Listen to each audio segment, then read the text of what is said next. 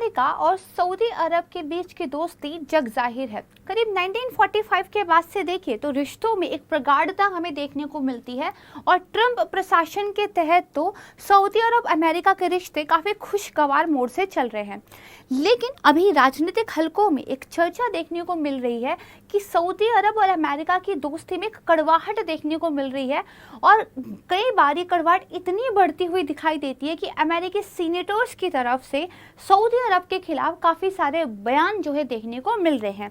आज की वीडियो में हम जानेंगे कि कैसे एवर एंड फॉर एवर वाले ये जो दो कंट्रीज थे, दोस्त थे, सऊदी अरब एंड अमेरिका, इनमें ऐसा क्या हो गया है कि रिश्तों में एक कड़वाहट देखने को मिल रही है और रशिया यूक्रेन युद्ध की पृष्ठभूमि में ये सारा जो एक राजनीतिक एंगल है ये किस तरीके से काम कर रहा है और इसकी वजह से क्रूड ऑयल को लेकर जो एक अर्थव्यवस्था है वो कैसे डगमगाती हुई दिखाई देती है। भारत के हितों पर इसका क्या प्रभाव पड़ेगा, भारत इसके बारे में किस तरह का स्टैंड रखता है, विशेषज्ञों की क्या राय है, इस सारे मुद्दे को लेकर आज के वीडियो में हम समझने का प्रयास करेंगे। नमस्कार दोस्तों, मैं प्राची संस्कृति आईएएस यूट्यूब चैनल पर आप सभी का बेहद स्वागत करती हूँ। सबसे पहले देखते हैं उस ट्वीट और वीडियो का स्क्रीनशॉट जिसको लेकर ये जो मुद्दा है राजनीतिक रूप से काफी गर्मा गया है। देखिए, सऊदी के जो क्राउन प्रिंस हैं उनके क्लोज रिलेटिव्स थे, उनकी एक वीडियो वायरल हुई है दरअसल, जिसमें वो फ्रेंच और इंग्लिश में जो वेस्टर्न कंट्रीज है, खासकर जो अमेरिका है, उसको धमकी देते हुए दिखाई दे रहे हैं और उन्होंने प्रॉपर एक लैंग्वेज का यूज किया है कि आप जो है हमारी किंगडम की सॉवरेनिटी के खिलाफ बात करते हैं और अगर टाइम आएगा तो हम आपसे जो है एक तरीके से आप कह सकते हैं कि आपका रिएक्शन का एंटी रिएक्शन देने से पीछे नहीं हटेंगे। जब से ये वीडियो वायरल हुआ है उसके बाद से अमेरिका की तरफ से काफ़ी सारे बयान हमें देखने को मिले हैं, जिसमें से अमेरिकी सीनेटर्स ने तो यहाँ तक कहा है कि एक लॉ लाया जाए और सऊदी अरब को जो हथियारों की मदद कराई जाती है अमेरिका की तरफ से वो मदद रोक दी जाए।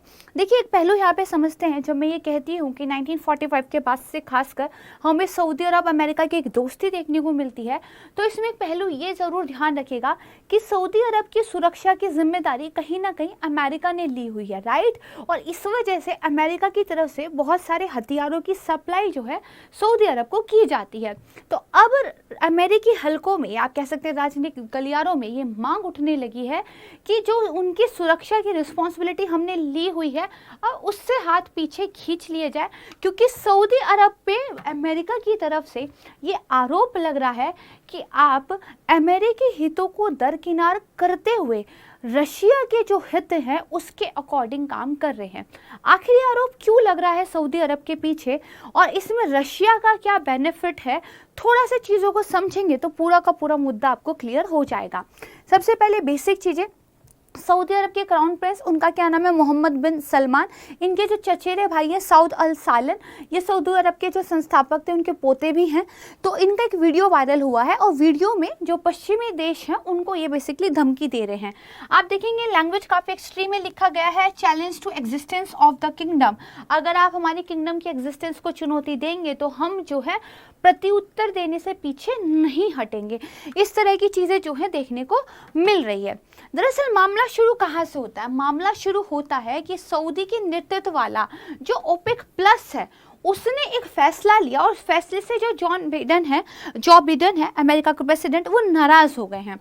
तो किसी भी बात को समझने से पहले ये ओपेक प्लस क्या है इसको थोड़ा सा जान लेते हैं। ओपेक प्लस मोटे तौर पर समझेंगे, देखिए ये उन कंट्रीज का एक समूह है जो बड़े लेवल पर क्रूड ऑयल का प्रोडक्शन करते हैं। यानी कि ये वो कंट्रीज हैं, अगर ये क्रूड ऑयल प्रोडक्शन में थोड़ा भी ऊपर नीचे करते हैं तो उसका असर पूरी दुनिया पर देखने को मिलता है, क्योंकि one of the biggest producing countries जो है इस ग्रुप के अंदर है।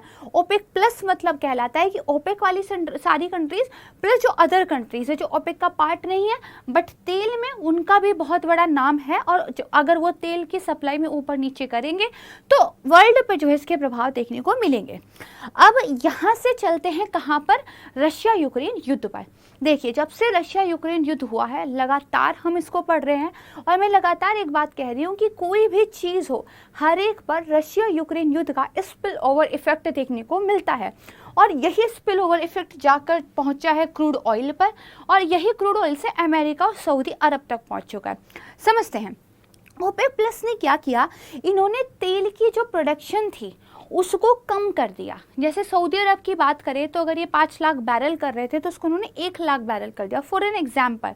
अब मुझे एक बात बताइए, डिमांड सप्लाई से अगर चीज़ें निर्धारित होती हैं, क्रूड ऑयल की डिमांड जो मांग है, ठीक है, वो तो वर्ल्ड में सेम ही है, कुछ खास तो कम हुई नहीं, लेकिन सप्लाई अगर कम कर दी जाए तो क्या होगा, डिमांड ज़्यादा है सप्लाई कम है, प्राइस बढ़ जाएंगे। लेकिन अगर सप्लाई ज़्यादा ही रहती है तो प्राइस पे या तो असर नहीं पड़ेगा या प्राइस गिर जाएंगे।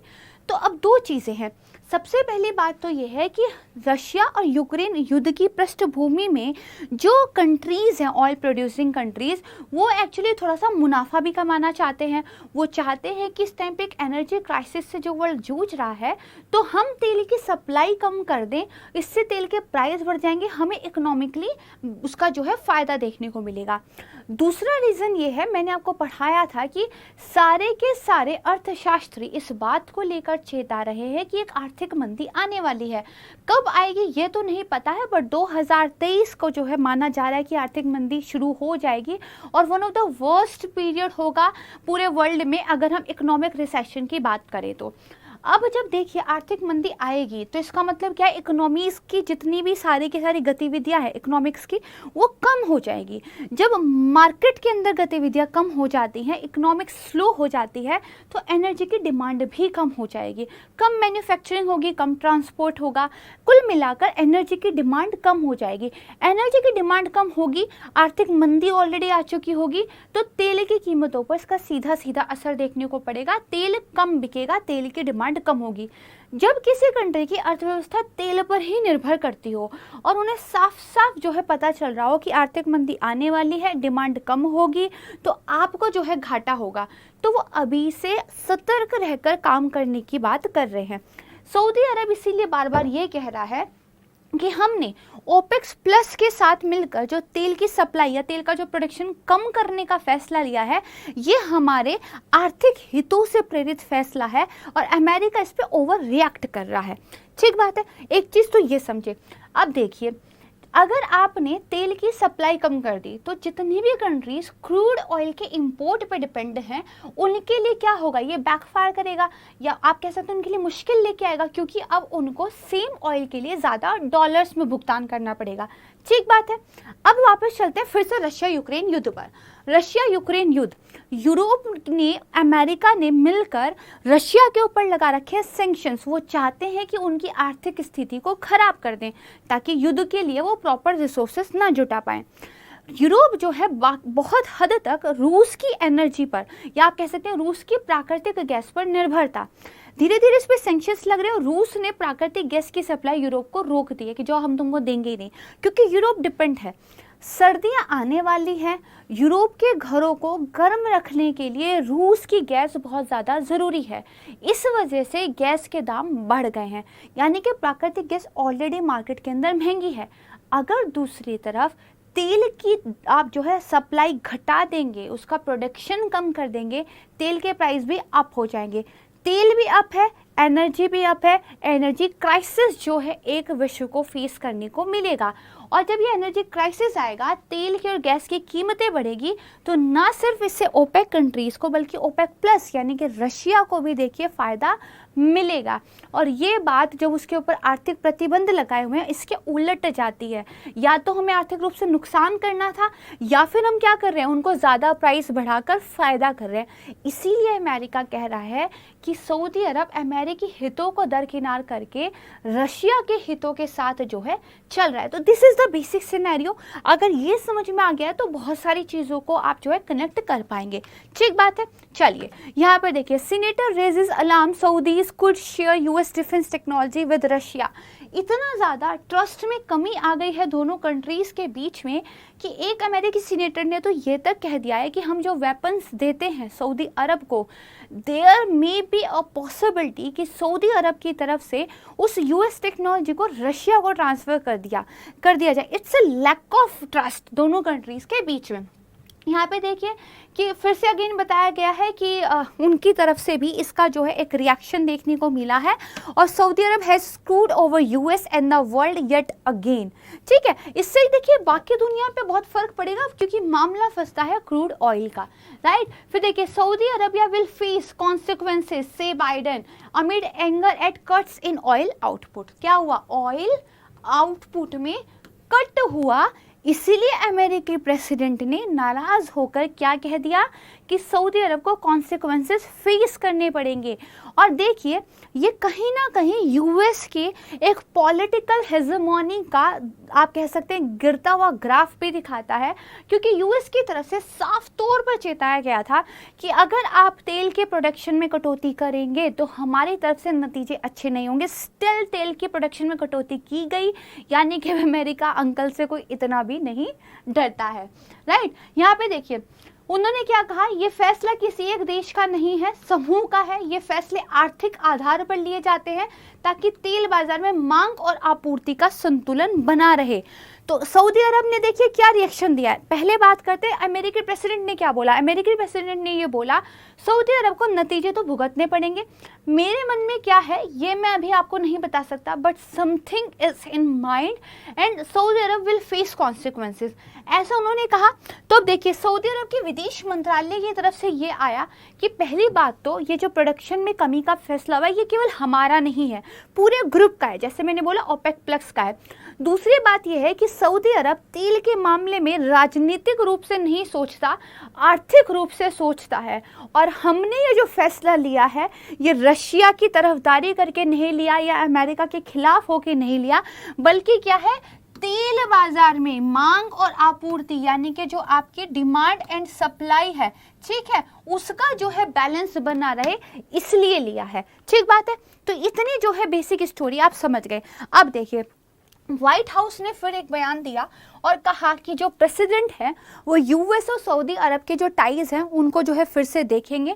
Oil production move has prompted calls in Congress to cut arms sale and take another punitive measures, यानी कि अमेरिका की कांग्रेस में जिस तरह हमारी पार्लियामेंट है उनकी भी है, ठीक है, तो वहाँ पर ये आवाज़ उठने लगी है कि पहली बात तो आर्म्स की सेल को हम जो है रोक देना चाहते हैं, और साथ में वो ये भी कह रहे हैं कि हम कुछ प्यूनिटिव मेजर्स भी ले सकते हैं। तो देखिए डेमोक्रेटिक पार्टी के सीनेटर जो बर्नी सैंडर्स थे उन्होंने तो एक इंटरव्यू में सऊदी अरब के खिलाफ जमकर जो है चीज़ें बोली हैं, ठीक है। और यहाँ पर आप देखिए the Saudi Arabian regime treats women as a third class citizen, tortures civilians and now is siding with Putin in the war against Ukraine, ठीक है।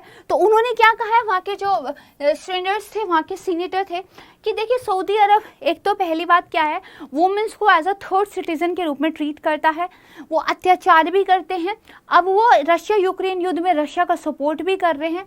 तो बेसिकली हमें क्या करना चाहिए, अपनी जो सेना हमने सऊदी अरेबिया में भेजी हुई है उनको प्रोटेक्ट करने के लिए उसको वापस बुला लेना चाहिए।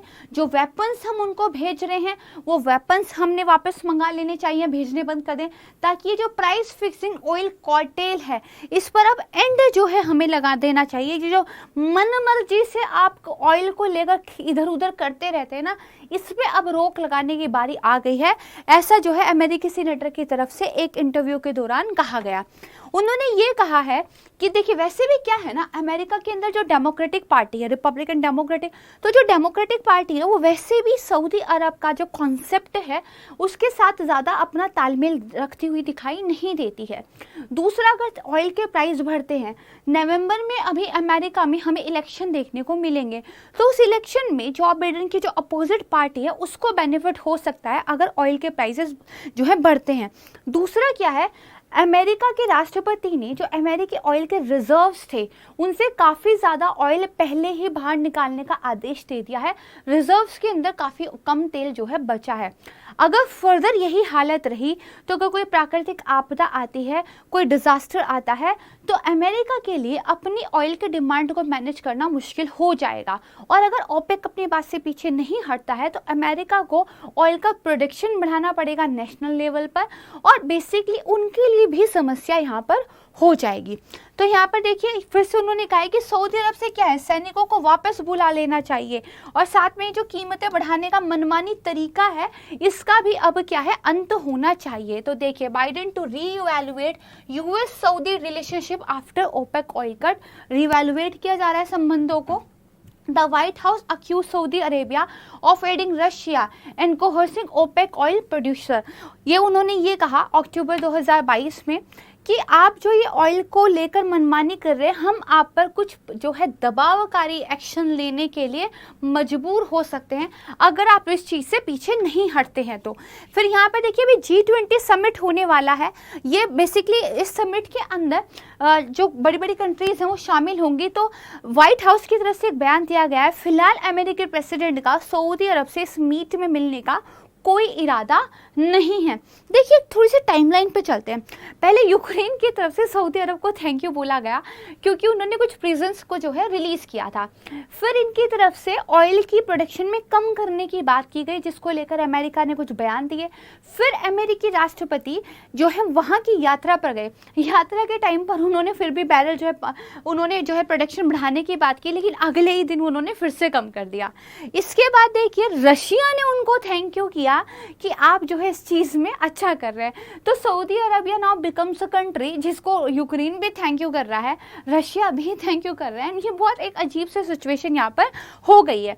तो देखिए बाइडेन प्रशासन की तरफ से साफ कर दिया गया G20 समिट ये जो होने वाला है इसमें क्राउन प्रिंस के साथ मुलाकात की कोई योजना नहीं है, क्योंकि ओपेक ने जो फैसला लिया है वो रूस के हित में है और हमारे द्वारा लगाए गए प्रतिबंधों के खिलाफ जाता है। ठीक है, इसके बाद देखिए अमेरिकी सांसद ने हथियार देने के खिलाफ एक बिल लेकर आने पर विचार किया है। वो बाकायदा एक जो है लॉ बनाना चाहते हैं इस पर, और अमेरिकी सैनिकों को वापस बुलाने की भी मांग कुछ अमेरिकी सीनेटर्स के द्वारा की जा रही है, जो मैं आपको बार बार बता चुकी हूँ।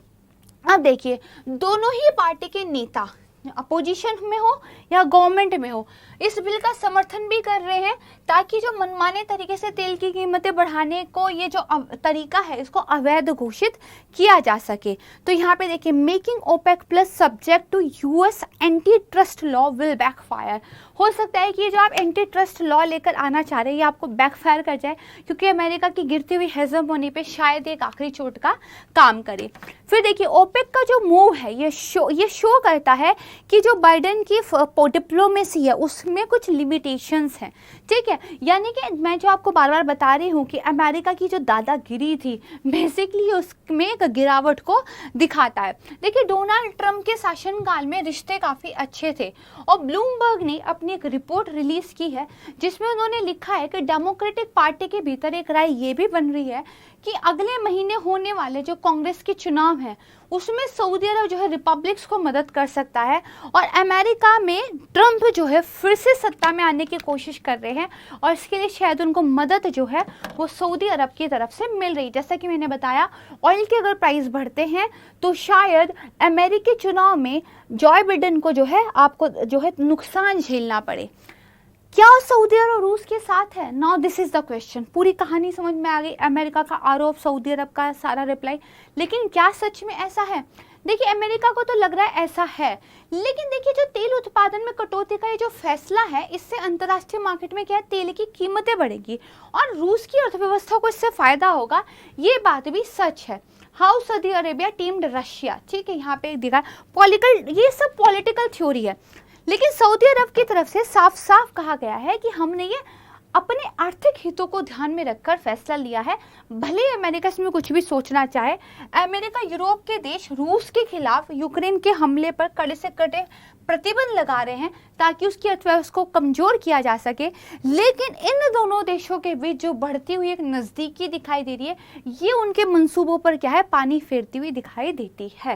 राइट, तो अब देखिए पॉलिटिकल थ्योरी तो कहती है कि यस रशिया को सपोर्ट कर रहे हैं इनडायरेक्टली क्योंकि रशिया को फायदा तो होगा, लेकिन दूसरी ओर irrespective of Ukraine, Russian, America वो अपने आर्थिक हितों को ध्यान में रखकर बात कर रहे हैं। इजराइल डिप्लोमेट ने भी देखिए कहा है कि सऊदी अरबिया एक अनरिलायबल अलाई है जिन्होंने वॉशिंगटन की इंसल्ट की है। इजराइल को यहाँ बोलने का मौका मिल गया, उन्होंने कहा है कि यूएस के प्रेसिडेंट की बात ना मानकर आपने जो डिसीजन लिया है ये ठीक नहीं है।